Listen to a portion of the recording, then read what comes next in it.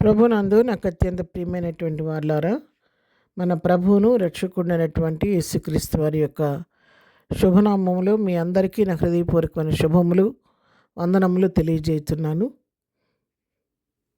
ఉదయకాల సమయంలో దేవుని వాక్యాన్ని ధ్యానం చేసుకుందాం. ఈరోజు వాక్య ధ్యానము కొరకు మనం తీసుకున్నటువంటి లేఖన భాగము సమూయేలు మొదటి గ్రంథము 16వ అధ్యాయం 7వ వచనం చదువుకుందాం.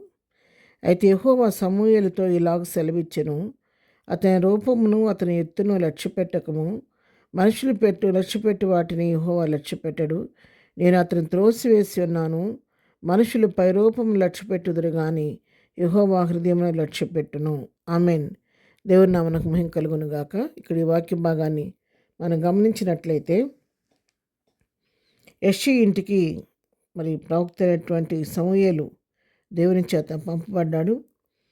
ఎందుకంటే సౌలును రాజుగా తిరస్కరించిన తర్వాత అతని స్థానంలో మరొక వ్యక్తిని రాజుగా అభిషేకించడం కోసం యెహోవా దేవుడు సమూయేలును యెష్షయి ఇంటికి వెళ్ళమని చెప్పాడు.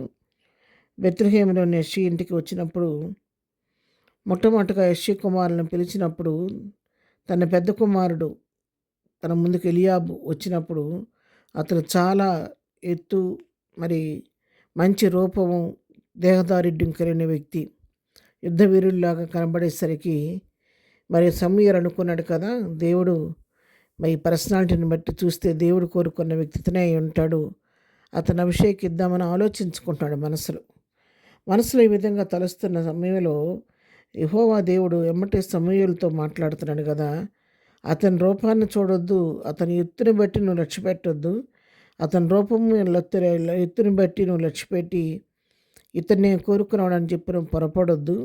మనుషులు లక్ష్యపెట్టే వాటిని దేవుడు లక్ష్యపెట్టడు.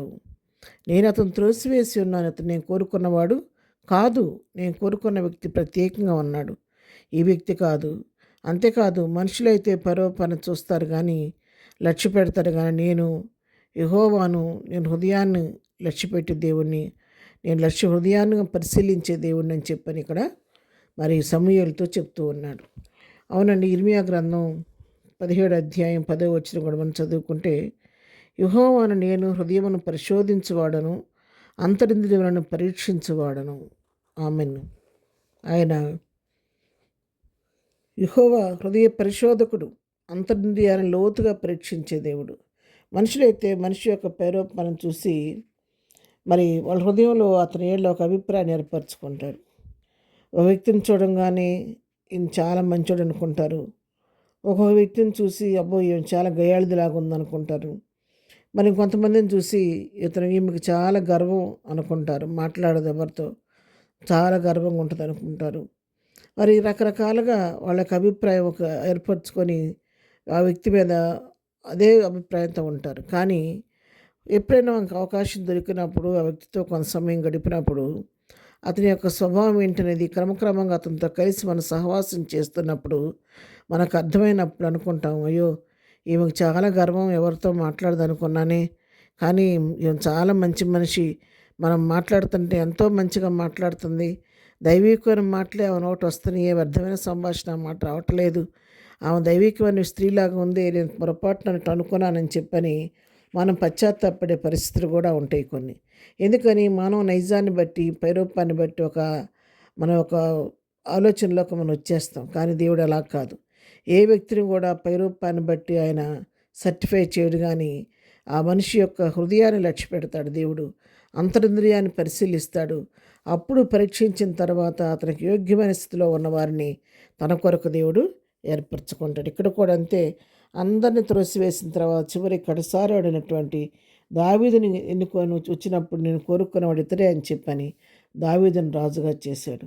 కాబట్టి ఉదయకాల సమయంలో మనుషులు మనల్ని అర్థం చేసుకోకపోవచ్చు, కానీ ప్రియ సహోదరుడా సహోదరి, నీ హృదయాన్ని చూస్తున్న దేవుడు, నీ అంతరంగాన్ని చూస్తున్న దేవుడు, నీ స్థితిగతులు ఎరిగిన దేవుడు, నువ్వేంటో నీ ప్రభువు తెలుసు. కాబట్టి మనుషులకు చెప్పుకుంటే నేను అపార్థం చేసుకుంటాను, కానీ నీ సమస్యతో ప్రభువుకి చెప్పుకుంటే ఆయన నీకు దుఃఖాన్ని విడిపించి నీ సమస్యలన్నీ పరిష్కరించి నీకు తన సమాధానం ఇచ్చే దేవుడై ఉన్నాడు. ప్రార్థన చేసుకుందాం. ప్రేమ కలిగిన తండ్రి, పరిశుద్ధుడా, ఉదయకాలం మాకు ఇచ్చిన వాక్య భాగాన్ని బట్టి నీకు వందనాలు. ఈ ఉదయకాలం మా హృదయాలను, అంతరంద్రియాలను పరిశీలించండి, పరిశోధించండి. నీ చిత్తానుసారంగా బ్రతకడం నేర్పించండి. దినం చేయి పని పాటలు రాకపోకలు తోడుగోనండి. దినం బర్త్డే మ్యారేజ్ చేసుకోవడం బిడ్డలను దీవించండి, ఆశీర్వదించండి. ప్రభువా మరి ఏపీలో వర్షము మరి పడుతూ ఉంది ప్రభా, తుఫానుగా మారబోతుందని చెప్తున్నారు తండ్రి. అది ఎలాంటి ప్రమాదానికి దారి తీకోకుండా మా ప్రియులైన వారందరికీ క్షేమం కలుగు చేసి బ్రతికి నుంచి తప్పించమని, ఈ దినదీవులతో నింపి నడిపించమని యేసునామములో ప్రార్థించడి పొందుకొని ఉన్నాము తండ్రి. ఆమెన్.